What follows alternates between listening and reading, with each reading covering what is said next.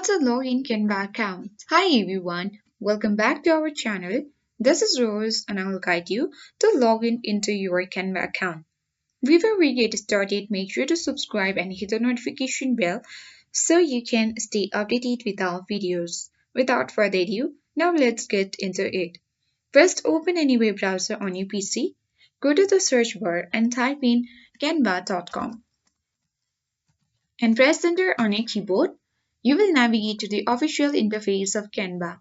At top right, you will see two options, login and sign up. If you haven't yet created an account, click sign up, follow the on-screen prompts and create account. So let's click on login button. Now you will reach on this login page where you can easily continue with Google, Facebook, email or continue another way. So let's choose Google account. You can easily provide all the Canva credentials, and with this, you will successfully log into your Canva account. As you can see that we have got our profile name at top right.